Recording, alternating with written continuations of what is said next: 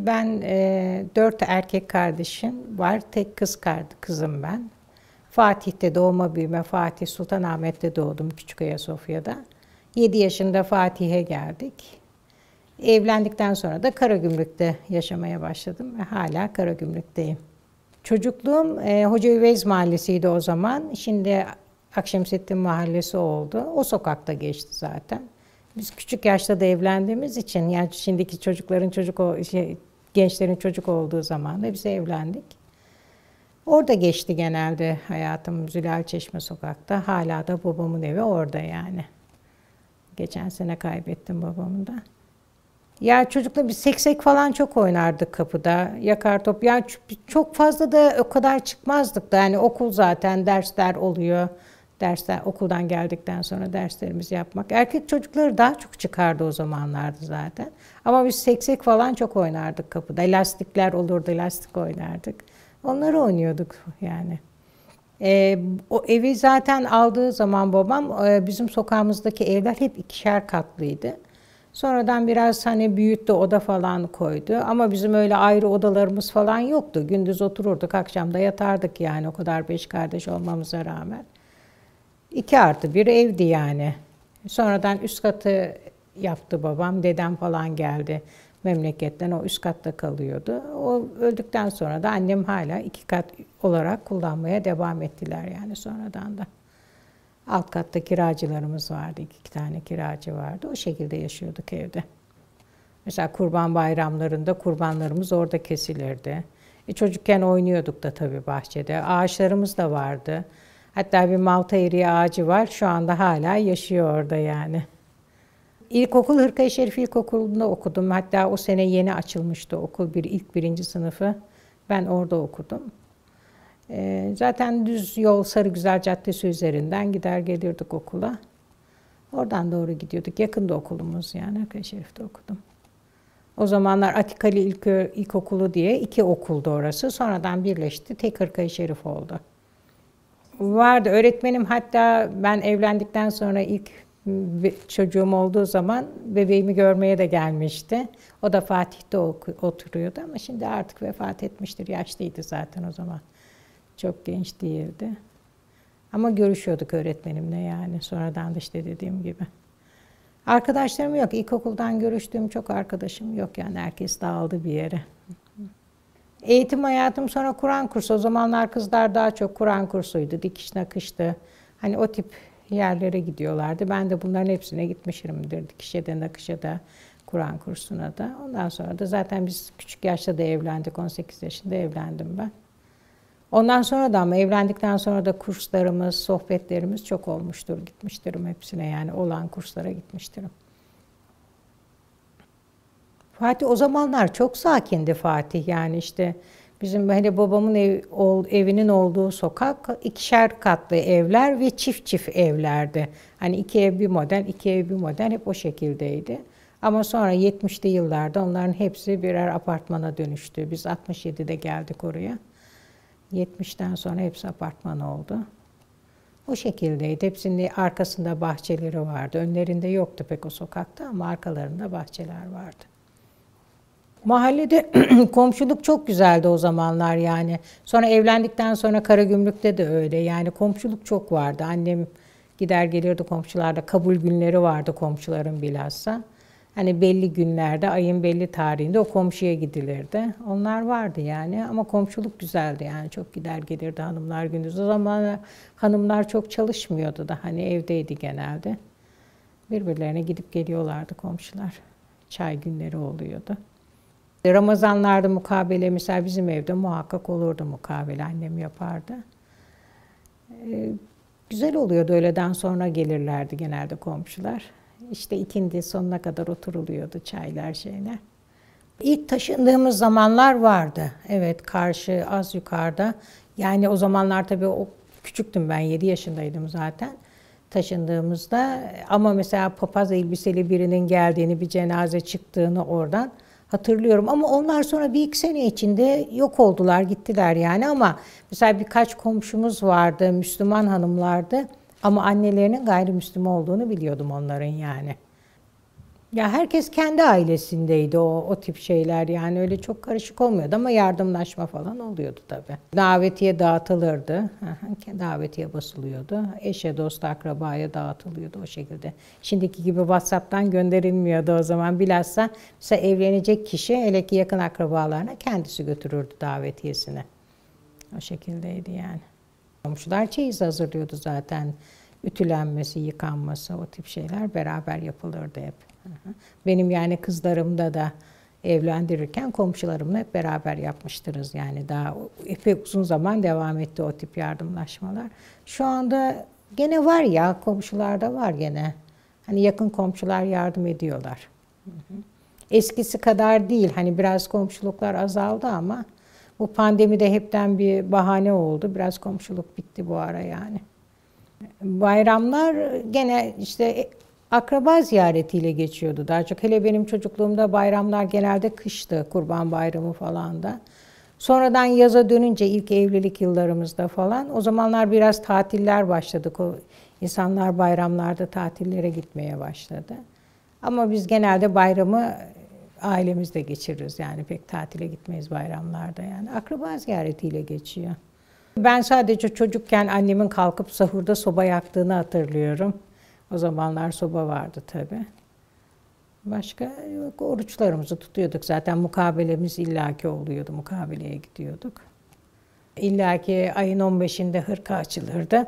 Hırka-i Şerife ziyarete muhakkak, yani en az 2-3 sefer giderdik. Çarşısı vardı çok güzel. Her sene muhakkak bir tülbent alırdık oradan. Hani güzeldi o zamanlar, orası bayağı güzel oluyordu. Uzaktan gelen eş dost da oluyordu Hırka-i Şerif'i ziyaret etmek için hani. O şekilde oldu. Annem zaten ikindi oldu mu sofrayı hazırlamaya başlardı, hemen hazır olsun sofra diye. Kandiller de güzel işte, akşamları Kur'an okumalarımız, hani ziyaretler. O şekilde hani benim yakın olduğu için, kayınvalidem de babam, annemler de yakın olduğu için giderdik ziyaretlerine işte. O şekilde oluyordu. Yani uzak olsa, hani semt dışı olsa tabii gitmek daha zor olur ama aynı semtte olduğumuz için gitmek kolay oluyordu. Kadir Gecesi'nde gidiliyordu. Eskiden kalabalık da değildi tabii. Sonradan şimdi çok kalabalık olduğu için bıraktık artık, hani gidemiyoruz hani trafikten şeyden. Ama Kadir Gecelerinde ziyaret oluyordu. Tabii Ramazan'da gündüzleri de cami ziyaretleri yapıyorduk tabii ki de. Fatih Camisi, Eyüp Sultan, ondan sonra Yuşa Aleyhisselam'a kadar gidiyorduk yani ziyaretlere. Aziz Mahmut Hüdayi'ye gidiyorduk. Bir de Yahya Efendi var Beşiktaş'ta, ona gidiyorduk. Yani genelde bu ziyaretleri yapardık Ramazanlarda. Biz yani pek sinemaya gitmedik yani, şimdi doğrusu bu. Yani bizim şeyde biraz daha kapalı kesimlerde, ama mahallemizde akşamları çok aileler gidiyorlardı sinemaya yani. Ama bizim öyle pek sinema şeyimiz olmadı yani. Bizim sokağın karşısında Madalyon sineması vardı. Onun sesi gelirdi bize mesela akşamları. O zamanlar sessizlik olduğu için. Renk sineması vardı, Zevk sineması vardı gene Halıcılar Caddesi'nde. Karagümrük'te Hakan vardı. Bayağı sinema vardı. Fatih'te sinema çoktu yani o zamanlar, ama televizyon başlayınca sinemalar, yani bizim çocukluğumuz biraz televizyonla başladı. Hani 7-8 yaşından sonra televizyon vardı. Onun için de sinemalar da azaldı ondan sonra. Sümbül Efendi Kız Kur'an kursuna gittim. Sonra Singer'in falan kursları vardı Fatih'te, oraya nakışa gitmiştim. Dikişe de gene Sümbül Efendi'ye gittim. Sonra İsmekler açıldı, İsmeklere gittik. Yani genelde Fatih'te gittim kurslara. İskenderpaşa'da Hale Hanımlar Derneği'nin kursu vardı, oraya gittim. Fatih'te Gülhane Parkı vardı, eskiden oraya giderdik pikniğe yani. Daha çok evlilik hayatımdan sonra gittik oralara, hani çocukları alıp gittiğimiz oluyordu. Fatih Parkı'na götürüyorduk. Onun haricinde de hafta sonları genelde Belgrad Ormanı'na falan gidiyorduk yani. Fatih'te başka piknik alanı yok fazla çünkü. Yani güzeldi, kalabalıktı, bayağı canlı konserler falan olurdu zaten oralarda. Hayvanat bahçesi vardı içinde. Yani oralara çok gitmiştiriz çocuklar küçükken. Sokaktan mesela ben annemin çok sokaktaki seyyar satıcıdan alışveriş yaptığını bilirim. Çünkü çarşamba pazarı biraz daha yukarıda kalıyordu bize. Ama o zaman el arabacılar vardı, onlardan alışveriş yaparlardı yani, vardı, bayağı vardı. Her şey geçiyordu. Yani hani şimdi mesela bu zamanda bir patates soğan geçerse ama o zaman öyle değildi. Gelen seyyar arabada her şey oluyordu. Domatesiydi, salatası, sebzesi. Hep kapıdan alırlardı ama bak şimdi sen söyleyince hatırladım o günleri. Alınıyordu da. Bizim Karagümrük'te mesela meşhur eriş yoğurdu vardır eskiden beri, yani bizim çocukluğumuzdan beri. Ama yapıyorduk da alıyordu da, yani annem ikisini de yapıyordu. Boza, Vefa bozacısı eskiden de caddenin üstünde de vardı. Hani illa Vefa'ya gitmek gerekmiyordu, onun yeri vardı, gider alırdık oradan, içerdik yani. Hani şimdiki gibi öyle konfeksiyon mağazaları falan fazla yoktu o zamanlar. Bizim çocukluğumuzda bir Eli Büyükler vardı caddede. O da kapandı herhalde. Bir de sonradan Aydın'la açılmıştı. Başka da öyle çok fazla giyim mağazası da yoktu ama hep onlardan alırdık kıyafetlerimizi de yani. Güzeldi kıyafetleri, daha kaliteli oluyordu onlar. Caddeden alıyorduk genelde, Feyzupaşa Caddesi'nden. Kıyafetlerimizi falan da oradan alıyorduk. Daha çocukluğumuzda çarşı, kapalı çarşıydı ama yani ben bu Fatih'e geldikten sonra Fatih'ten yaptık alışverişimizi. Ev tercihleri vardı. Hani daha büyük hanımlar hani kendi kıyafetleri, mesela bizim kiracımız vardı, Necmiye Hanım'dı ismi de hatta. Onun evinde böyle kat kat kumaşlar olurdu. O evde dikerdi hep. Vardı, terziler vardı, ev terzileri. Annem kendi her gün gider günlük. O zamanlar hani fazla buzdolapları, donduruculu falan olmayınca annem her gün sabah Malta'ya çıkardı. Oradan etini, sebzesini alır getirir pişirirdi. Kalabalıktık zaten. Ertesi gün bir daha gidip alıp getirir pişirirdi, o şekildeydi. Hani öyle büyük marketlerde olmadığı için o zamanlar ufak sokağın köşesinde bizim bakkal vardı. Dayı bakkal derdik hatta. Günlük ondan alınırdı yani her şey. Hatta gaz sobası yaktığımız dönemlerde de her gün gidip bir şey gaz alırdık. Yakardık orada, yani o şekildeydi. O zamanlar bizim birazcık daha Müslüman kesim diyeyim yani. Çok çalgılı düğünümüz olmuyordu bizim. Sonradan da bu dini salonlar çıkınca rahatladı insanlar yani. Genelde öyle oluyordu düğünlerimiz bizim. Ya nikah yapılıyordu hani çalgılı olmasın diye. Veyahut da bu Fatih'te, hatta Fatih'te açılmıştı bir salon İskenderpaşa'da. Orayı falan çok kullanmıştır. İskenderpaşa'nın kendi Hale Hanımlar Derneği'nin arkasında vardı bir salonu. Oraları falan çok kullandık yani. Yani erkekler ayrı bir salonda, hanımlar ayrı bir salonda oluyordu genelde. Tabii bir Kur'an okunuyordu. Erkekler tarafında okunuluyordu genelde. Pek hanımlar dinlemiyordu ama düğünde bir araya gelince o şekilde oluyordu yani. Ondan sonra takı töreni, sünnetse sünnet takısı, o şekilde oluyordu düğünler. Yemekli oluyordu genelde zaten. Yemek ikramı oluyordu. Genelde yaparız zaten cami ziyaretleri, yani hepsine de gidiyorduk tabii ara ara. İşte mesela dolaşmaya gittiğimiz zaman hangi caminin yanından geçiyorsak, hani namaz vaktiyse girip kılmıştırız namazlarımızı. Orada çok Kumbulu Mescid'de hocalarıyla da tanışıyorduk o zamanlar. Evlerimize de sohbete gönderiyorlardı hoca. Genelde Kumbulu Mescid'leydik zaten ilk zamanlar. Sonradan da bu tarafa taşındıktan sonra Hoca Anne derler, bir hanım vardı, onun kursuyla falan. Bayağı yapıyorduk yani. Sohbetlerine gidiyorduk onları. Ailemiz de genelde, zaten annem daha genç öldü yani. Ondan sonra Erenköy Cemaati denen cemaate tabi olduk biz zaten. Onların sohbetlerine de gidiyoruz zaten beraber. Babam da oraya bağlıydı. Şu anda da onların sohbetlerine devam ediyorum yani. Genelde otobüs caddeden. İlk zamanlar hatta troleybüsler vardı bizim çocukluğumuzda. Onlar kalktı sonradan. Otobüslerle gidiyorduk. Veya kendi arabamız vardı zaten bizim her zaman. Babamın evinde de vardı, eşimle de evlendikten sonra da. Genelde arabamızla gidiyoruz yani bir yere gittiğimiz zaman. Ama gündüz hanımlarla falan bir yere giderken genelde otobüsü kullanıyoruz. Dolmuşlar vardı sonra. Malta ile Koca Mustafa Paşa arasında arabalar vardı, dolmuş denen. 5 kişi biniyordum bir arabaya. Onlar kalktı sonradan, yok bak şimdi. Genelde dolmuşlarla da gidiyorduk. Tarih zaten, oralar her yeri tarih zaten. Yani her şey, camilerde, mescitlerde, o tip şeyler çok var oralarda. Okul yolum çok güzeldi işte. O Sarıgüzel'de hatta o zamanlar ufak bir mezarlık vardı. Şu anda Sarıgüzel Camisi var orada. O zamanlar bir mezbelelikti orası. Sonradan bir cami yapıldı. Güzel, sakin bir yoldu zaten. Hani kısa bir yoldu, hemen gider gelirdik oradan. Hemen hemen aynı. Orası da zaten kendimize ait bir binaydı. Orada amcamlar beraber oturuyorduk. Bu taraftaki evde gene müstakil bir evdi. Yani aynı bina gibi diyeyim yani. İçinde zaten yabancı olmayan. Bu tarafta sonradan kiracılarımız vardı ama bizim babam kiracıları da alırken çok seçerdi yani. Akraba gibi oluyorduk artık. Hani müstakil evlerde. Sonra evlendikten sonra oturduğum evde gene kayınpederimin eviydi. Orada da gene kardeşler bir arada oturduk. Bir tek şimdi oturduğum yer apartman dairesi. Ama orası da gene yani akraba gibi oldu. Zaten 28 sene falan oldu. Orada da gene akraba apartmanı gibi bir şey oldu yani. Öyle aynıydı yani. Hep genelde aynı çevre içinde yaşadım yani.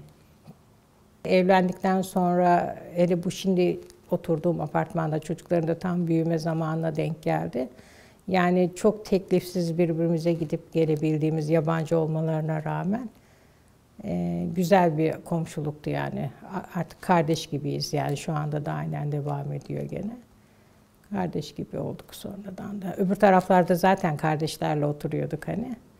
Burada da gene öyle oldu. Yani konserveler, şeyler yapıyoruz tabii. Beraber de yaptığımız oluyor ayda. Şimdi zaten çocuklar artık büyüyüp evlenince onlarla beraber yapıyoruz genelde artık. Ya bir kere çok kalabalık oldu şu anda. Çok yabancı oldu. Yani önceden çok daha nezihti, daha serbestti, rahattı. Çok değişik, hani dışarıdan gelen insanlar da çok fazla oldu. Değişti yani, bayağı değişti Fatih şimdi. Çok kalabalık bir kere zaten. Yabancı, hele şu son birkaç senedir yabancısı çok fazla oldu. Bu yeni kurulan hani Başakşehir falan, o taraflara çok giden oldu. Yani değişti artık, eski arkadaşlar, komşular kalmamaya başladı. Gençler, hele yeni evlenenler falan hep çıktılar semt dışına yani.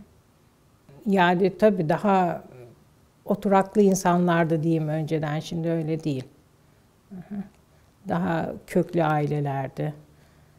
Şimdi daha günlük, yani komşular da daha günlük olmaya başladı. İşte dediğim gibi bizim apartman mesela sayılı apartmanlardandır yerli olarak yani. Mesela tesadüfen bizim nikahımızı kıyan hoca bile bizim oturduğumuz apartmanda oturan birisi olarak çıktı yani.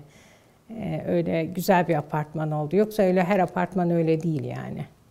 Bizimki biraz seçme gibi oldu yani. Yok, yapılarda bir değişiklik yok gene. Apartman yapılıyor yani. Gene apartman yapılıyor. O zaman da işte 70'li yıllarda başladı zaten apartmanlar yapılmaya.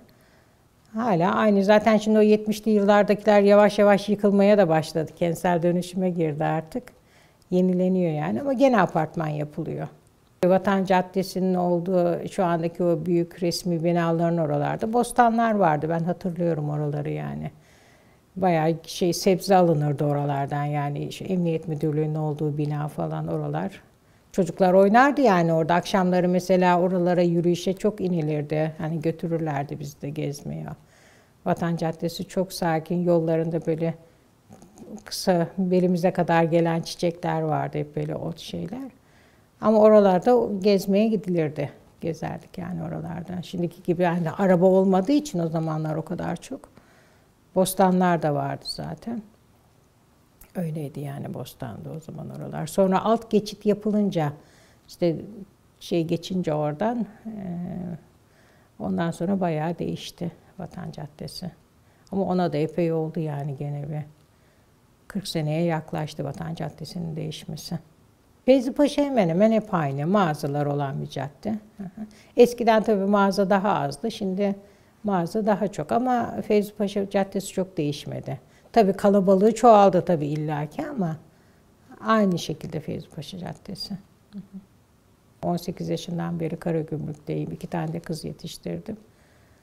Yani biraz kavga falan oluyordu tabii. Yani eşim de birazcık orada esnaf olduğu için o da kavga yaptığı çok olmuştur yani. Ama onun haricinde başka öyle bir taşkınlık bir şey görmedim yani. Yoksa bazen patırtı kütürtü oluyordu yani. Yani şimdi zaten gençler, kadınlar eskiden evdeydi. Şimdi çalışıyorlar genelde. Yani anca bizim nesil hanımlar biraz evdeyse evde.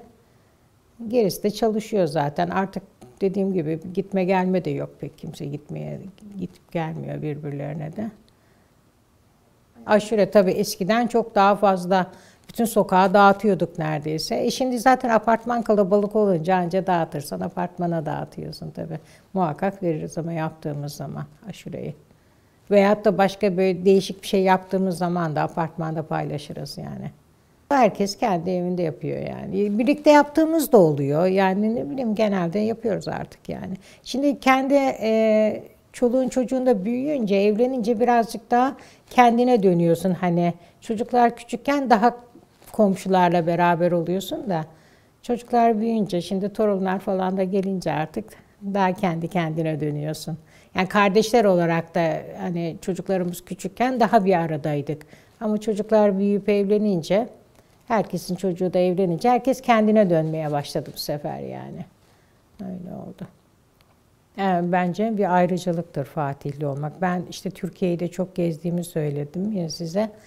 Hani İstanbul'un neresindensiniz deyip de Fatih deyince yani her yerde, Türkiye'nin her yerinde bilinen bir semt Fatih. Yani ben ayrıcalık olarak görüyorum kendimde Fatihli olmanın. Farkını görüyorum yani daha doğrusu. Ben kendim hani yaşarken fark etmiyorum onu ama başka yabancı bir ortama girdiğin zaman fark ediyorsun kendinde o farkı. Ya ne bileyim ben farklı oluyor. Daha elit oluyorsun yani gerçekten başka semtlere göre fark ediyorsun. Yani diyorum ya kendin onu fark etmiyorsun ama karşındaki fark ediyor onu. Aha, fark ediyor yani karşıda. Hele ki diyorum İstanbul dışında falan bile söylendiği zaman ha, Fatihli misin diyorlar hemen. Fatih Parkı bir de Koyunbaba Parkı'na çocukları çok götürürdük hani. Fatih'te biraz park az yani gerçekten o konuda. Bir de Karagümrük'te ufak bir park vardı çocukların küçüklüğünde ama daha çok Koyunbaba'ya veya Fatih'teki parkı götürüyorduk yani. Hani öyle şimdi sitelerin her sitenin önünde bir park var. Fatih'te öyle koca Fatih'te az yani. Hele ki bizim bu kısımda daha az park. Biraz o konuda bak şimdi torunlarım da zorlanıyor yani park istiyorlar. Yok ama Fatih'te çok fazla park yok. İşte Koyunbaba'ya daha çok götürüyordum. Bir de Fatih Parkı'nın karşısında bir çocuk parkı vardı. Hani genelde onlara götürürdük çocukları. Yani çocukluğumuzda zaten alışverişe oraya gidilirdi. Daha Fatih'e gelmeden bayramlarda bayram alışverişi için falan. Kapalı Çarşı'da giderdik yani alışverişimizi yapardık. Sonradan da gene çeyizlik almak için falan hani kumaştı o tip şeyler için de hep Kapalı Çarşı Eminönü'ne gitmişizdir yani. Gidiyoruz yani şu anda da hala gideriz Eminönü'ne, Kapalı Çarşı'ya gezmeye. Seviyorum orada nostalji dolaşmayı falan. Eşimin de zaten işi oradaydı. Babam da Kapalı Çarşı'da çalışmıştı. Orada marangozlu mobilyacıydı. Sonradan o Koca Mustafa Paşa'da satış yeri olunca o da o tarafa dönmüştü ama genelde bizim yani ailenin erkekleri, büyükler hep Kapalı Çarşı'da esnaf olarak başlamışlar. Sonradan dağılmışlar oradan. Sonra mobilyacılar kalktı zaten Kapalı Çarşı'dan. Ondan sonra şehre dağılmışlar yani. Yoksa hep Kapalı Çarşı'dalardı. Babamın çalıştığı Hana mesela geçenlerde bir gittim. Çok değişik geldi bana orası. Bayağı kafeler falan olmuş. Eskiden mobilyacı, marangoz dükkanları vardı orada. Ondan sonra bir Bienal olmuştu orada gitmiştik. Nur Osmaniye Camisi'nin altında da oradan da oraya gittik. Bayağı değişmiş oralarda artık.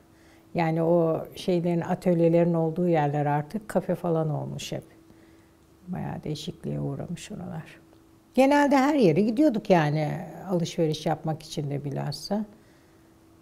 Gidiyoruz hepsine yani. Lazım olan neyse o anda ona gidiyoruz öyle hani. Bilmiyorum. Genelde tulum peyniri falan şey vardı. Mesela bak o yeraltı geçidi yok artık. Mesela tulum peynirini orada büyük büyük böyle şeylerin hayvan derilerinin içinde satarlardı. Çemberlitaş'ta yeraltı geçidi vardı. Mesela o geçidi kapattılar şimdi o geçit yok. Oradan alırlardı peynir, tulum peyniri alın. Biz Erzincanlıyız tulum peynirini de çok sevdiğimiz için oradan alınırdı genelde. Tabii o zaman orada mesela o Nur Osmaniye Camisi'nin o tarafta falan hep arabalar vardı şu anda. Oralara hiç araba park edilmiyor yani. Normalde işe gidip gelirken de arabayla giderlerdi oraya. Ama şu anda tamamıyla arabaya kapalı o kısımlar yani. Çok kalabalık oluyordu. Yani araba kalabalığı çok oluyordu o zaman orada. Yani şu anda insan kalabalığı var. O zamanlar araba kalabalığı vardı orada. Çarşının hemen önüne kadar arabalar gidiyordu yani. Büyük parklar vardı orada. Araba parkları, otoparklar vardı. Oralara çekiyorlardı arabaları. Genelde zaten akrabaydı onlar. Çoğunlukla aynı arkadaşlar falan. Orada beraber çalışıyorlardı hep. Amcam zaten başlamış marangozda. Bütün ailenin erkekleri de hepsi Kapalı Çarşı'da devam etmişler. Oradalardı hepsi onlar. Sonradan işte çoğu öldü zaten. Şimdi babam da öldü artık yani. Devam ettiler. Çok çok güzeldi. Ben annemden korkardım. Annem daha çok kızar bağırırdı ama ben hiç babamdan bu yaşta geldim. Bir tokat yememiştirim. Çok iyiydik babamla. Çok gezdirirdi de zaten. O zamanlar öyle herkeste araba yoktu ama bizde araba vardı ve çok gezdirirdi. Günübirlik Bursa'ya gidip gelirdik yani. Şimdi böyle bir şey yapmanın imkanı yok yani. Her pazar günü muhakkak böyle yakın şehirlere, Bolu'ydu, Bursa'ydı, İzmit'ti götürürdü öyle. Güzeldi yani, güzel bir çocukluk geçirdik o başına. Bizim çok sinema şeyimiz olmazdı. Daha kapalı bir çevre olduğu için sinema. İşte sonradan televizyonlar oldu. Zaten diyorum ya tam biz televizyonların başladığı zamana denk geldik biraz. Ondan sonra öyle oldu yani. Çok sinemaya falan gitmezdik. Genelde pazar günleri babamlar sohbetlere falan da giderdi, götürürlerdi de bizleri de. Götürürdü. Babam zaten çok genç, 38 yaşında hacca da gitti. Ondan sonra da yani bazı yerlerden çektik yani kendimizi. Öyle büyüdük daha doğrusu. Tabii canım gidiyorduk hep. Bu mesela İsmail Ağa Camisi'nin oraya falan çok gelirdi annem. Sohbetlere Mahmut Efendi o zamanlar yeni yeni başlamıştı sohbetleri. Onların sohbetlerine çok gelirdi annem. Oralarda çok fazla bir değişiklik yok. İsmail Ağa Camisi'nin oraya. Bir de bir cami var. İsmi aklıma gelmiyor şu anda. O camiye falan da çok gidiyorduk. Ahmet Rasim Ortaokulu'nun olduğu o okul da mesela yıkıldı, yeniden yapıldı. Oralardaki şeylere gidiyorduk yani hep. Camilere gidiyorduk. Annemle beraber de gidiyorduk. O kısım birazcık daha çarşaflı gezen hanımlar çok vardı. Oralarda Mahmut Efendi'nin oluşmasıyla beraber. O kısım biraz daha farklıydı bizim öbür fatihlere göre. Değişikti birazcık da. Hani erkekler daha çok sakallı, şalvarlı. Hani hanımlar çarşaflı o şekilde geziyorlar oralarda daha çok. Hala da gene farklı yani o kısım biraz daha farklı. Ya o zaman tabii yani çok düşününce böyle gözümün önünde de şu anda canlanıyor ama çok sakin ve sessiz bir Fatih'ti. Yani şu anda çok büyük karmaşa, kalabalık. O şekilde yani insanlar da değişti tabii dediğim gibi o zamanla şimdiki insanlar da daha değişik. Şu anda çok karışık yani o zamanlar daha tek düzeydi insanlar şu anda her yerden var, her çeşit var yani insan olarak. Daha farklıydı tabii, daha nezihti o zamanlar, şimdi daha farklı. Yani bakıyorum mesela eskiden daha tanınmış aileler, büyük insanlar falan çok vardı Fatih'te. Şimdi bayağı azaldı onlar yani. Mukabele muhakkak oluyordu. Zaten kalkıyorsun. Hani biraz Ramazan'da geç de kalkılıyor tabii sahura kadar oturunca. Teravihlere gidiyorduk. Yani genelde değişik camilere de gitmeye çalışıyorduk. Davetlerimiz çok olurdu. Önceden bilhassa birbirimize kardeşler, akrabalar, iftar davetleri çok oluyordu. Bir de ailemizde kalabalık birazcık hem eşimin hem kendimin. Birbirimize hep iftara gider gelirdik. Son zamanlarda onların hepsi kalktı işte şimdi hiç yok artık. Birbirimize iftarlara giderdik. O şekilde geçiyordu. Camilere de gidiyorduk. Teravihlere muhakkak giderdik zaten. O şekilde oluyordu. Genelde Fatih'tekilerin hepsine gitmeye çalışıyorduk yani. Ben ilk başta Canfeda Camii'ne çok giderdik orada oturduğumuz için. Ama yazın güzel uzun günlerde, kısa günlerde biraz teraviye gitmek zor oluyordu da uzun günlerde Fatih Camisi'ne falan gitmişizdir her şeye. Yani Nur Osmaniye'ye falan bile gittiğimiz oluyordu ara ara. Uzaklara biraz daha hafta sonları daha çok gidiliyordu da. Ama yakın camilere muhakkak gidiyorduk. Yani erkekler de muhakkak teraviye, camiye gidiyorlardı. Biz de gidiyorduk yani. Ben gidiyordum daha doğrusu. Sultanahmet'e de gidiyoruz. Ziyarete gidiyorduk. Veyahut gezmeye, hani çocukları da alıp bir pazar günü, hafta sonu mesela eskiden ses ve ışık gösterisi falan olurdu Sultanahmet'te. Onu seyretmeye akşamları güzel oluyordu Sultanahmet'in bahçesi. Arabayla da gidebiliyordun. Şimdi hani oraya da arabayla gitmek zorlaşınca gitmek de zorlaşıyor tabii haliyle. O çok fazla değil oraya yani hani gündüz gitmiştim teraviye falan en fazla birkaç sefer gittiysek gitmişizdir oralara. Daha şimdi uzak kalıyor hani illa arabayla gitmek gerekiyor. İşte teraviye de biraz zorlanıyorsun hani iftardan çıkıp da oralara gitme. Ancak hani hafta sonları birisinde olunca misafirlikte olunca falan gidiyorduk tabii o şekilde. Eyüp Sultan'a da gitmişizdir hani orada Fatih'e yakın hani o şekilde oralara da gitmişizdir hep. O tam Küçükoya Safiye Camisi'nin arkasındaydı. Yani camiye çok çok yakındık.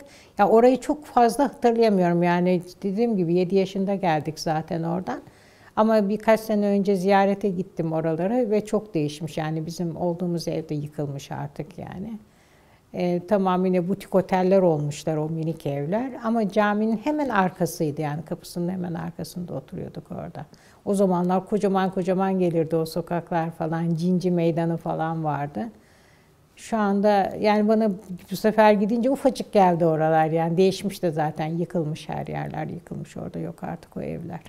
İşte orada bir futbol sahası vardı hep hani top oynarlardı biraz yetişkinler ben küçüktüm çünkü orada.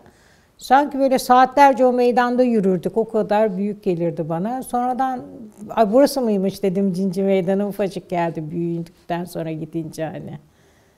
Bizde genelde işte memleketten ilk gelince amcamlar falan bilhassa babam daha küçükmüş de orada kalmışlar bir zaman eşlerini getirmeden bekar hayatı olarak. Sonradan birkaç tanesi hanımlarını da getirip bir zaman yaşamış orada tekkede. Odaları varmış galiba oranın. Ben çok bilmiyorum da her odada bir aile kalıyormuş oralarda. O şekilde sonradan herkesi ev alıp hani evlerine çıkmışlar ama orada yaşamışlar bir zamanlar yani. İşte ben zaten geldim burada ilkokula başladım işte okula gidip geliyorduk zaten. O şekildeydi. Ondan sonra da Koca Mustafa Paşa'ya kursa başladım işte Sümbül Efendi Camii'nde. Orada o cami de çok güzeldi. Yaşar Hoca vardı bir hanım. O zamanlar oydu bizim hocamız. Meşhurdu yani o zamanlar. Onun şeyine girdik. Hem normal dersler alıyorduk hem okul dersleri alıyorduk. Hem dikiş derslerimiz oluyordu. Birkaç sene de oraya gittim.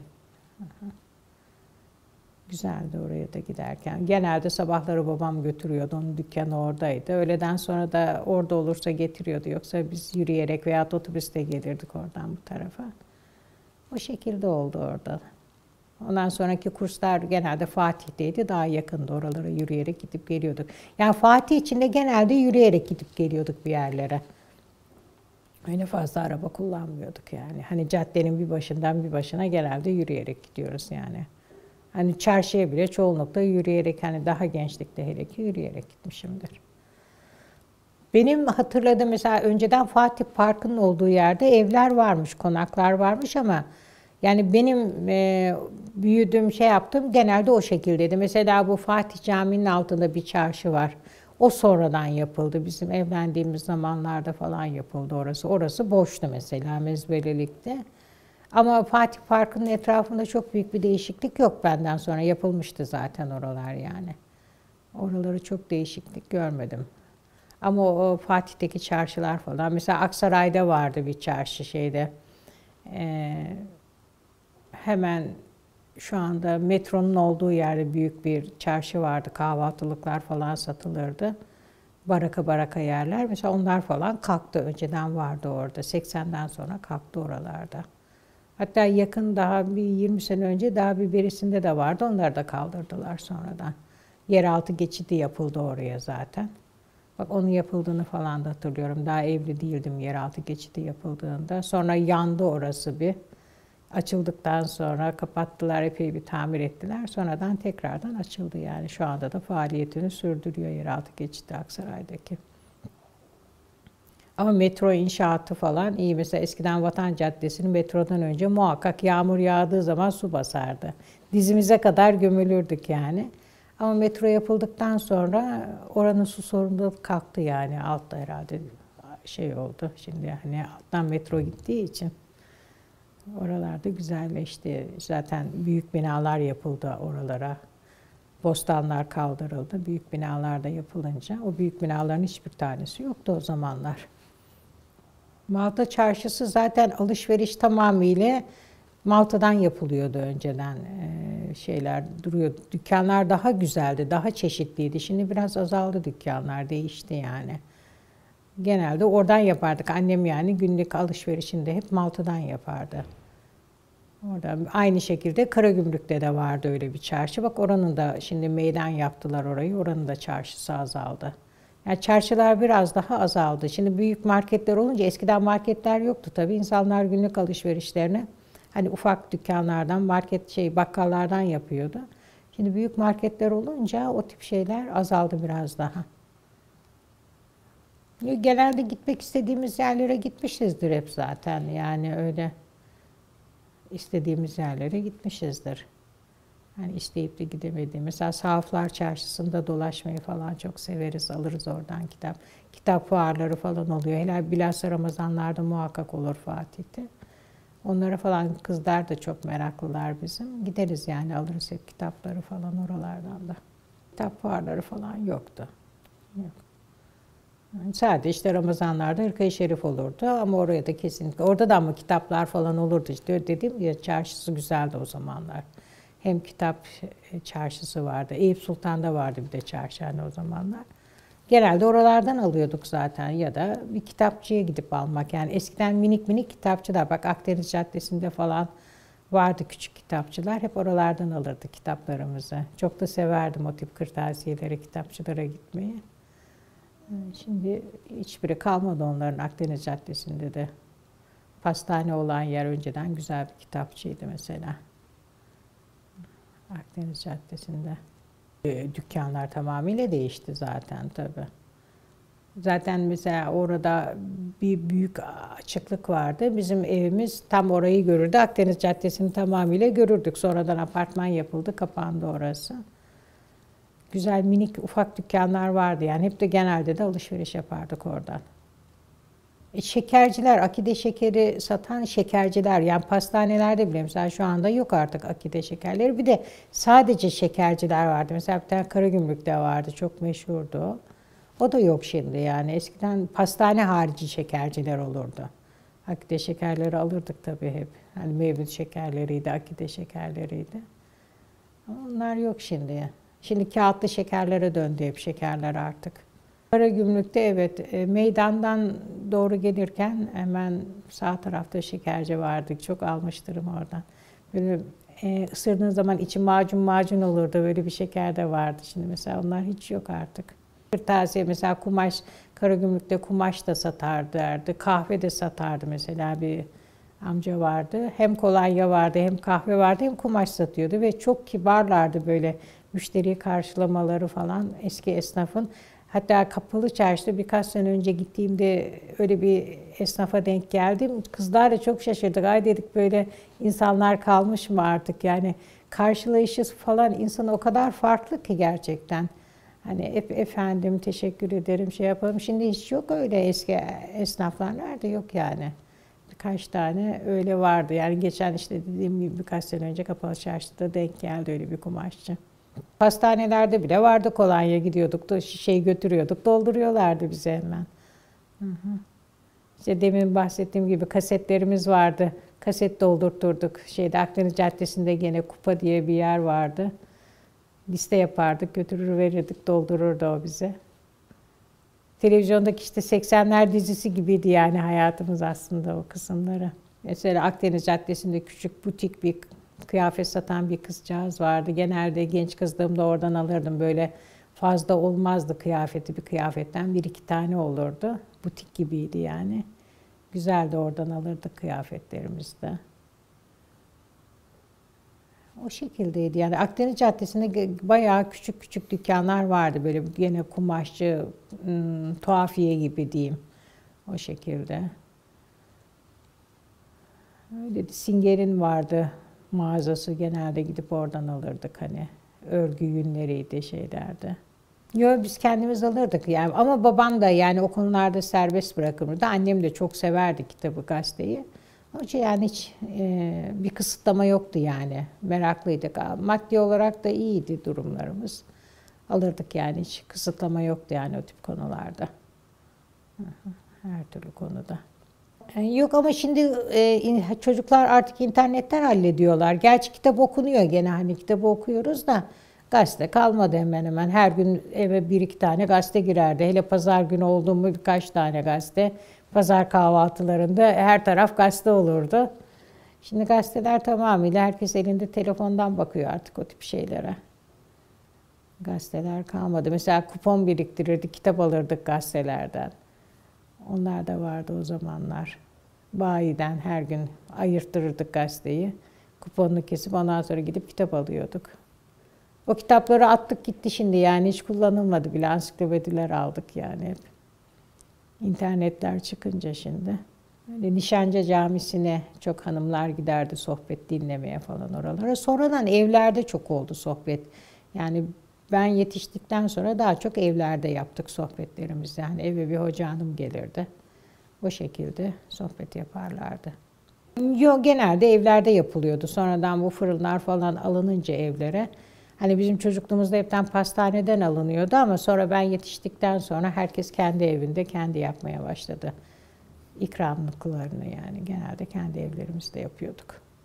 Fatih'te bizim yaşadığımız bölümde çok ahşap ev yoktu.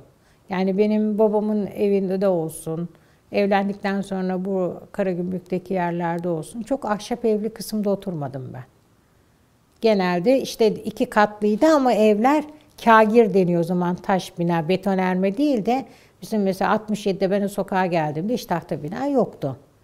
Yani daha doğrusu bir yangın olmuş herhalde bu Osmanlı'nın son zamanında. Ondan sonra o sokak işte komple yanmış. 2'şer katlı taş binalar yapmışlar, kâgir binalar yapmışlar. O yüzden orada hiç tahta bina yoktu bizim sokağımızda. Evlendiğimde Karagümrük'te de yoktu yani. Daha çok Balat kısmı falan daha şeydi, veya Süleymaniye kısmı falan, oralar daha tahta, ahşaptı yani, bizim kısımlarda çok ahşap yoktu. Çünkü Hırkaya Şerif'e doğru giderken falan da, okul yolunda falan da hiç ahşap bina hatırlamıyorum. Hep küçük küçüktü, 2'şer katlıydı ama kâgir evlerdi yani. Betonda değil de yığma taş mı diyorlar yani o zamanki şartlarda. O şekildeydi. Bizim sokak yani, o sokaklar mesela Emir Buhari Camisi vardı bizim hemen arkamızda. Biz 67'de taşındığımızda yapılıyordu orası. Mesela o sokak da aynı, mesela hemen hemen aynıydı. Bu yani Hırkaya Şerif'e kadar olan Fatih kısmında hiç ahşap bina yoktu. Hep genelde 2'şer katlı normal evlerdi yani. Ben daha yani eskisini bilmiyorum. Benden sonra yoktu yani. Mesela Sultanahmet'te de genelde mesela eşimle aynı yan yana evlerde doğmuşuz biz. Mesela onların evi ahşap binaydı, bizimkisi betondu yani yan yana. O sonra o daha önce yıkıldı zaten ahşap bina olduğu için. Ondan sonra bizimkisi daha taş binaydı. Hatta onun resmi de vardı. Geçen gösterdik galiba size, değil mi? Bebek mevlütleri muhakkak oluyordu. Bir bebek doğduğu zaman genelde ona mevlüt okutuluyordu. Ama eş, dost, akraba çok gider gelirdi yani o zamanlar, bebek olduğu zaman. Gidenimiz gelenimiz yani loğustayken falan çok oluyordu. Mevlütlerde hani yapılıyordu, ya pilav yapılıyordu veya hani hamur işleri yapılıyordu. Ama sonra mesela çocuklar diş buğdayı falan çok yapardık biz o zamanlar. Yaş günü oluyordu genelde, yaş günü, ama diş buğdayı da muhakkak yapılırdı çocuklara. Dişi çıktığı zaman. İlk dişi çıktığı zaman eş dost çağırıyorsun. Ondan sonra hani çocuğun kafasından buğday atıyorsun. Hani dişi bol çıksın, şey olsun diye. Önüne de tepsinin içinde işte birkaç hani kalem, kağıt, hani tarak, makas, bıçak, o tip şeyler koyuluyor. Çocuk hangisini alırsa hani büyüyünce o mesleği seçecek denirdi. O şekilde bir ritüeldi işte. Sonra da ikramlar yapılıp dağılıyordun. Bu şekilde hala da var ama diş buğdayları yapılıyor yani. Bunlarda bilhassa çocukların, hem kendi çocuklarımın hem kardeşlerimin, benim kendimin de gene okuldaki. Biz Vatan Caddesi'ne inerdik genelde törenlerde. 23 Nisanlarda orada oluyordu. Hani okullar haricinde Vatan Caddesi'nde gösteri yapılırdı. Şimdi mesela sadece askerler geliyor Vatan Caddesi'ndeki törenlere. O zamanlar çocuklar da iniyordu, okullar iniyordu. Yürüyüş yapıyorlardı. Yani bütün okullar, Fatih okulları toplanırdı Vatan Caddesi'nde. Yürüyüş yapılırdı. Orada hani öyle bir program olmuyordu. Programlar genelde okullarda oluyordu. O şekilde oluyordu Fatih'te. Okulların gösterileri. Ama bayramlarda çocuklar hep yapardı. Yani kıyafet alırdık onlara. Özel kıyafetler okullarında yapıyorlardı ama. Kurban genelde kurban kesimi, yani hele bizler muhakkak kesiyorduk zaten. İşte mahallede dağıtılacak insanlara dağıtıyorduk. O şekilde oluyordu kurban bayramları. Hala da ben ona devam ediyorum yani. Genelde şimdi torunlar geldiği zaman onlara dağıttırıyorum. Onlar şimdi sitelerde oturduğu için hani bilmiyorlar kurban dağıtmayı falan. Onlara veririm, götür komşulara diye götürüyorlar onlar da. Önceden evin bahçesinde yapmış. Zaten babamın evinde hala arkada bahçe var. Orada kesilirdi genelde kurban. Ama şimdi tabii İstanbul'da artık öyle şeyler yok. Dışarıda kesiliyor, geliyor. Bahçeler duruyor ama hayvan kesimi yok yani artık. Yani alıp zaten önceden alıp getiriyordum bahçene akşamdan. Bahçede duruyordu. Bir iki gün önceden alınıyordu hani. O şekilde oluyordu. Bizim evlendikten sonra da gene evimizin karşısında bir bahçe vardı. Hani oraya koyardık. Sabahleyin de keserlerdi orada. Ama şu anda 20 senedir falan yok o iş artık. Hani şimdi daha özel yerlerde kesiliyor kurbanlar. Ama biz hala kurbanımızı kesmeye devam ediyoruz. Bağışlayanlardan değiliz yani. Gündüz o gittiğimiz oluyordu tabii. Tabii. Veya hani sohbet günümüzse o güne hala da aynı şekilde gündüz programlarımız olur. Ondan sonra kandil için. Akşamları da büyük ziyaretleri yapılıyordu. Ama şimdi büyükler de kalmadı. Çocuklar da kendi çocuklarımızla uzakta oturuyorlar. Hani gitmek de zor oluyor. Genelde evde geçiriyoruz artık kandilleri. Evde ibadet ederek, namaz kılarak işte. Yani o şekilde gene işte gündüz genelde oruç tutuluyordu. Hani iftar yapılıyordu. Ondan sonra da akşamları da Kur'an okuyarak işte yaz ise kandili ise bir camiye gidiliyordu. Kışın o kadar çok olmuyor dışarıya gitme de. Yaz kandillerinde genelde camilere gidiyor. Fatih Camisi'ne falan çok gideriz yani kandillerde. Güzel oluyor orada akşamları. İşte gene dediğim gibi bu pandemi birazcık onları azalttı yani. Biraz insanları eve koydu yani 3 senedir falan gidilmiyor. Ama ondan önce hele ki kandiller hepten yazında Fatih Camisi'ne hep geliyorduk yani güzel mevlüt falan oluyordu namaz kılma.